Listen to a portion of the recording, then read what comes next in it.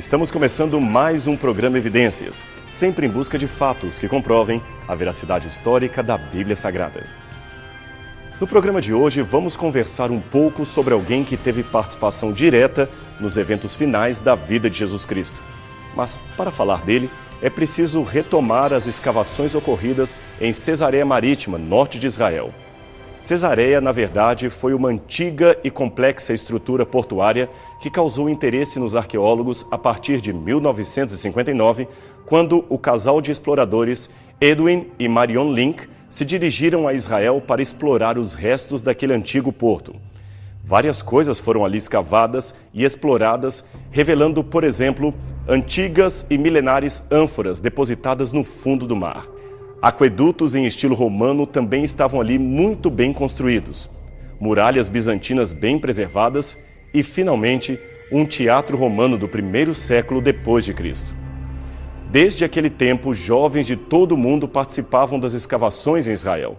E foi assim que, em 1961, um jovem italiano percebeu neste setor próximo ao teatro uma pedra com antigas inscrições em latim. A pedra estava em segundo uso, ou seja, mesmo na antiguidade, ela foi removida de seu lugar original e agora servia como degrau de uma escada. Mas a inscrição parcialmente danificada era muito fácil de ser lida. Ali é possível ver em 3 linhas o nome Tiberium, Pôncius, parcialmente legível, Pilatus, Prefectus Iudae, que significa ao imperador Tibério de Pôncio Pilatos, governador da Judéia. Como você pôde perceber, a primeira palavra, Tiberium ou Tibério, referia-se evidentemente ao imperador de Roma, que, segundo o evangelista Lucas, foi contemporâneo aos tempos em que Jesus já era adulto. Falando especificamente do início das pregações de João Batista, Lucas 3, verso 1 diz: no 15º ano do reinado de Tibério, sendo Pôncio Pilatos prefeito da Judéia. Ora, Tibério governou Roma de 14 a 37 d.C., sendo, portanto, o imperador que cobriu toda a fase ministerial de Jesus Cristo. Mas, e Pilatos? Quem ele era? Como chegou ao poder? O que podemos levantar historicamente de sua pessoa? Sua imagem ficou conhecida graças à Bíblia pela forma franca como ela o descreve. Pilatos foi fraco e cedeu aos pedidos do povo para crucificar a Jesus de Nazaré. Também são notórias a sua frustrada tentativa de salvar a Jesus e sua covarde atitude de lavar as mãos do sangue daquele justo. E não podemos nos esquecer do que muitos consideram a maior oportunidade jamais perdida em todos os tempos. Foi quando, diante de Jesus, Pilatos lhe perguntou Quid est veritas, que quer dizer o que é a verdade. Mas pena que ele nem esperou para ouvir a resposta do mestre. Mal ele sabia que diante de si estava a mais pura fonte de verdade de todos os tempos e que a verdade é um instrumento que liberta. Mas afinal, quem era Pilatos? Quem era o homem por detrás da capa de procurador romano da Judéia? Bem, Pilatos é mencionado fora da Bíblia por outros autores da Antiguidade, como, por exemplo, o historiador romano Cornélios Tácitus, que menciona, inclusive, a ligação entre Pilatos e a ordem para crucificar Jesus. Tácito nasceu por volta do ano 52 d.C. e se tornou governador da Ásia por volta de 112 d.C. Veja o que ele escreveu. Cristo, o fundador do nome cristãos, foi executado por Pôncio Pilatos, o procurador da Judéia, durante o reinado de Tibério. No ano 6 d.C., a Judéia se tornou parte de uma larga província romana chamada Iudeia, em latim. Esse nome, Iudeia ou Judéia, é a combinação entre o nome próprio Judá, um dos filhos de Jacó, e uma das tribos de Israel também, com o nome Idumeia, que seria a bíblica Edom, território de Esaú, irmão de Jacó. Por isso é importante entender que a província romana tinha contornos geográficos diferentes da região de Judá no Antigo Testamento. Ela incluía, além da Judéia, as regiões da Idumeia e Samaria, deixando de fora a Galileia, a Pérea, Decápolis e Gaulanites, que seriam as atuais colinas de Golã. Nos tempos de Herodes o Grande, tudo isto era administrado desde a capital, que ficava em Jerusalém. Mas com a sua morte no ano 4 a.C., houve uma divisão entre seus filhos e o reino virou uma desorganização total, a partir pelo fato de que todos se chamavam Herodes. É que, de acordo com seu testamento, que depois seria anulado por Augusto, o seu reino deveria ser dividido entre seus filhos que ainda viviam. Então, o novo mapa ficou assim. A parte Salmão pertenceria a Herodes Arquelau, seu filho com Maltice, a samaritana. A parte em roxo ficaria com Herodes Antipas, que também era filho de Maltice. A parte marrom ficaria com Herodes Filipe, filho de Cleópatra de Jerusalém. Esta pequena extensão amarela, mais abaixo do mapa, foi um dote dado pelo próprio imperador César Augusto a Salomé, irmã de Herodes o Grande e tia dos herdeiros do rei. O resto foi anexado à província da Síria. Mas há ainda um outro Herodes, também chamado Filipe, que ficou de fora do testamento. É que ele era filho de uma certa Mariamne, amante do rei, e talvez por isso não recebeu nenhum território na partilha da herança. Apenas foi para Roma e ficou vivendo lá como um playboy, às custas do dinheiro de sua família. Ele só ia a Jerusalém de vez em quando para passar uma temporada. Aliás, foi esse Herodes que se casou com a ambiciosa Herodias e acabou trocando por seu irmão Herodes Antipas, o mesmo que, seduzido pela dança da enteada, terminou ordenando a morte de João Batista. Bem, essa família dos Herodes não possuía praticamente nenhuma virtude que pudesse ser contada, e até Roma sabia disso. Não passou muito tempo e uma série de revoltas populares começaram a surgir, demonstrando a incompetência dos filhos de Herodes para administrar a região e resolver os problemas. Só para citar algumas rebeliões. Judas o Galileu invadiu o templo e destruiu vários emblemas que havia no lugar. Simão de Pérea, um ex-escravo de Herodes, também queimou o palácio real de Jericó e Astronges, um outro revolucionário, iniciou uma rebelião na Judeia, que demorou 2 anos para ser sufocada. Roma já estava cansada de enviar recursos militares para aplacar rebeliões que os reis locais não poderiam controlar. O governador da Síria, Varus, teve de intervir várias vezes na região a pedido do imperador e chegou a crucificar milhares de rebeldes. Novos impostos foram cobrados apenas para fazer jus às despesas militares do império, até que finalmente, no ano 6 d.C., Roma deu um basta na situação, enviando um prefeito ou procurador para administrar os territórios dos judeus. Antipas e Filipe até continuaram governando parcialmente o seu território, mas Arquelau foi destituído completamente do poder e exilado na Gália. Quem comandava agora a região da Judeia era o prefeito ou procurador romano. Muita coisa mudaria na vida do cidadão comum com a chegada dos novos procuradores de Roma. O comércio e os impostos eram mais rigorosamente controlados. Até as mais simples compras passavam pelo crivo do imperador. O prefeito romano era o único com autoridade para sentenciar alguém à morte e comandar as milícias do império. E o primeiro prefeito enviado para integrar a região foi Compônios, que governou de 6 até por volta do ano 9 d.C. Pilatos foi o 5º desses prefeitos, que substituiu Valério Cratus no ano 26 d.C., ficando no poder até no ano 36. Mas não pense que este cargo seria uma honra, de jeito nenhum. A Judeia era um lugar caricaturizado pelos romanos como o fim do mundo. E para lá iam apenas aqueles que tinham uma espécie de castigo político. Não era um privilégio, nem uma promoção, ser convidado a administrar a Judeia. Ficar em Jerusalém? Pior ainda. Por isso os procuradores e prefeitos preferiram governar a região, fixando seu palácio não em Jerusalém, mas na cidade portuária de Cesareia Marítima, que mencionamos no início desse programa. Ali sim, seria um lugar mais agradável e seguro de se viver.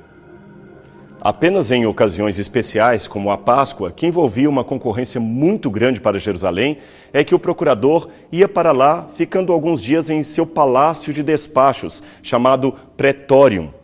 Foi, aliás, neste local que Pilatos recebeu dos anciãos do povo o caso de Jesus de Nazaré.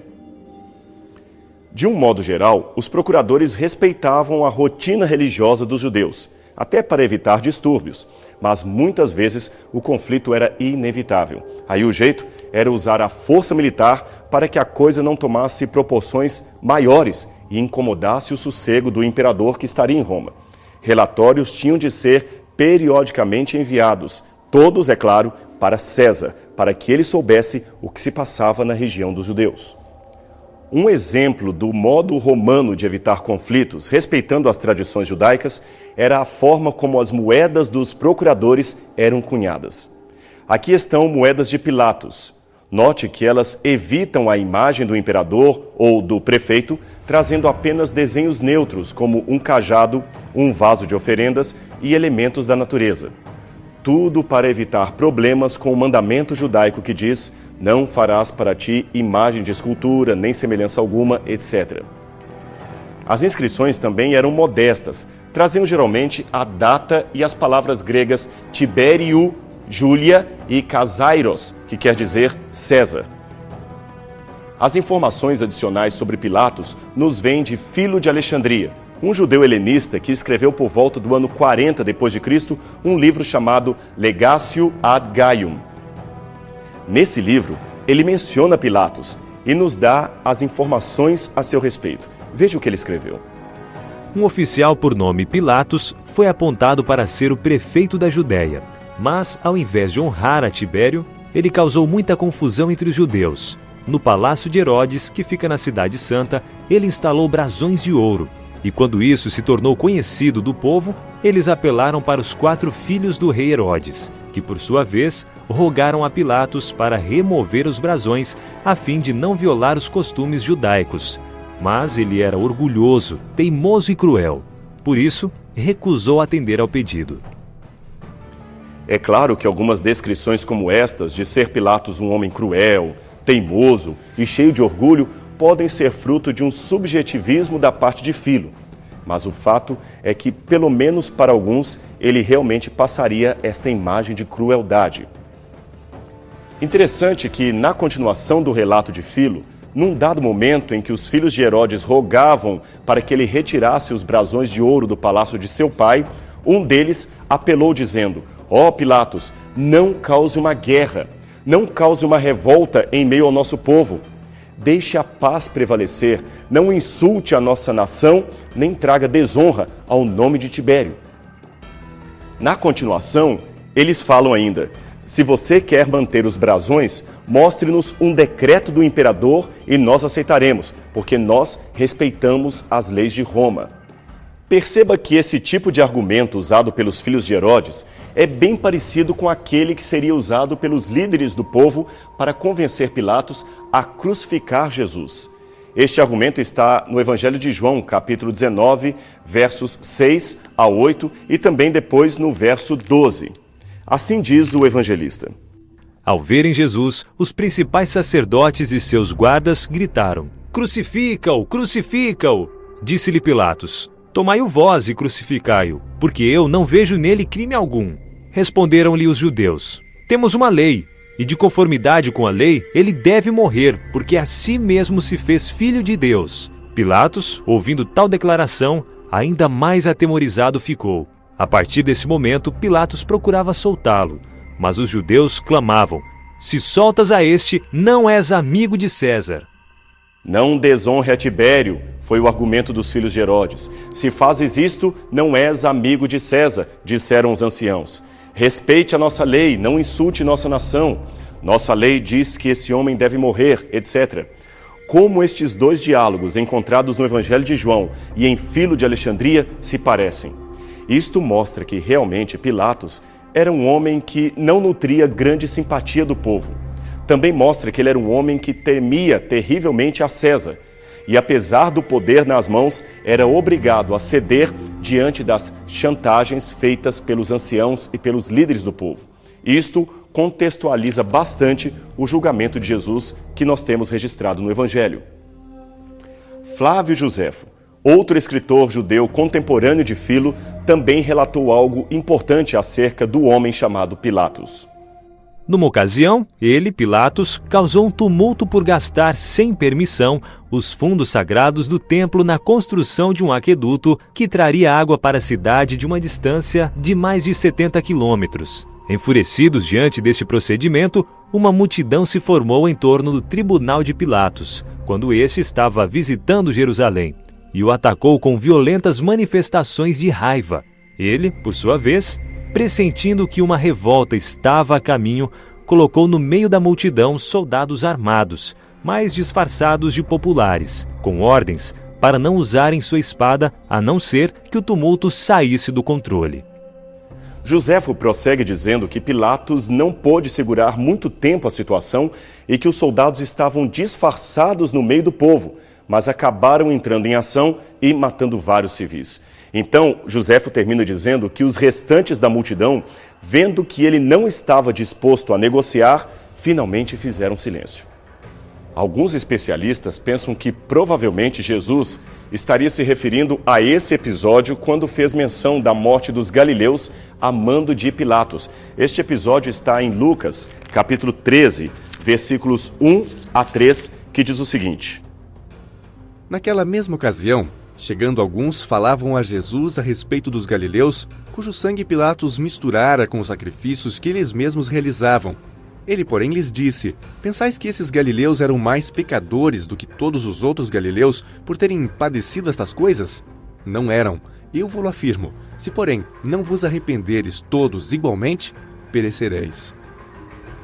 Aqui, a expressão misturar o seu sangue, que Jesus usou, deve ser entendida como sentido figurativo para indicar que a matança ordenada por Pilatos coincidiu com a hora dos sacrifícios no templo. Foi talvez esse episódio que obrigou Pilatos a ser um pouco mais tolerante com a multidão enlouquecida que pedia a todo custo a crucifixão de Jesus de Nazaré. Não seria prudente para ele, como prefeito, ordenar um novo derramamento de sangue dos civis.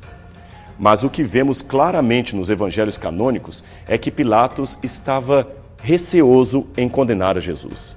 Entre as razões de seu receio, talvez estivesse o fato de que, se Jesus fosse morto, seus seguidores, que também não seriam poucos, e a entrada triunfal demonstrou isso, poderiam fazer uma guerra civil na cidade, e uma guerra era a última coisa que Pilatos queria em seu currículo para ser enviado a César. Por outro lado, não fazer nada com Jesus era comprar briga com os principais líderes do povo, que certamente tinham articulações políticas com Roma, especialmente através dos filhos de Herodes. E estes também poderiam encaminhar um relatório ruim para o imperador. A situação para Pilatos realmente era complicada. Ele estava num verdadeiro dilema. Mas existe ainda uma razão adicional apresentada unicamente no Evangelho de Mateus. A mulher de Pilatos, que segundo duas tradições bem tardias, se chamaria Prócula ou Cláudia. Não sabemos muito sobre ela. A Bíblia se limita a dizer que a mesma sonhou com Jesus e advertiu o marido de que não fizesse dano àquele galileu. Mas detalhes adicionais nos vêm apenas da tradição posterior, e é difícil assegurar a veracidade ou não de todas as informações a respeito dessa mulher. Algumas são realmente possíveis, como aquela feita no segundo século por Orígenes, de que a mulher de Pilatos terminou se tornando seguidora do cristianismo. Outras informações, tanto dela quanto de seu esposo, são certamente lendárias ou de pouco valor histórico. Uma informação possível de ser verdadeira é aquela dada por Tertuliano e Justino, antigos escritores do cristianismo. Eles mencionam o fato de que Pilatos enviou para Tibério um breve relato da crucifixão de Jesus. Mas se isso realmente aconteceu, este relatório perdeu-se no tempo. Não temos nenhuma informação dele, nada que possa ser concreto. A informação adicional seria apenas uma lenda. A última informação que temos sobre Pilatos, vinda de uma fonte autêntica ou pelo menos plausível, é aquela que mostra como ele terminou desastrosamente o seu governo. Um falso profeta apareceu na Samaria dizendo ter poderes para descobrir aonde estavam os vasos sagrados do templo que supostamente Moisés havia escondido. Para ele, estes vasos estariam no Monte Gerizim e ali deveria ser erguido um novo templo judeu. Muitos samaritanos, então, pegaram armas e se dirigiram para o local a fim de se unirem ao falso profeta. Pilatos não pensou duas vezes, enviou tropas para lá e matou milhares de samaritanos. Os sobreviventes então correram para Vitélio, que nesta época ainda era legado da Síria, e acusaram Pilatos de praticar genocídio gratuito. Afinal de contas, a intenção de agrupar as pessoas era religiosa e não política. Pilatos então foi exonerado e intimado a comparecer em Roma para dar explicações a Tibério. Mas, para sua sorte, o imperador morreu antes que ele pudesse chegar até a corte do rei. Depois disto, não sabemos que fim levou a sua vida. Mas certamente poderíamos saber o que teria acontecido se ele tivesse dado mais atenção e reconhecido o homem sagrado que estava diante de sua presença. Ali, bem diante dele, estava a expressão exata da realidade, a encarnação viva daquela verdade a qual ele tanto almejava encontrar. Quid est veritas? O que é a verdade? Essa pergunta do político romano atravessou os séculos e chegou até nós, aqui, hoje. Você já se perguntou o que é a verdade? De acordo com a Bíblia, a verdade não é apenas um conjunto de doutrinas, credos, conceitos ou arrazoados, não. Ela é muito mais do que isso. A verdade é uma pessoa. Eu, disse Jesus, sou o caminho, a verdade e a vida. Ninguém vem ao Pai senão por mim. Interessante que ele não disse, eu sou um dos caminhos, uma das verdades. Não, ele é a única verdade. Ninguém vai a Deus senão por ele. Portanto, a verdade não é algo que aprendemos, mas alguém com o qual relacionamos. E esse alguém tem um nome, Jesus Cristo. Ele é o Filho de Deus. Ele é a verdade. Esta é a nossa grande esperança e desejo que também seja a sua esperança e a sua verdade. A gente se encontra aqui no próximo programa Evidências.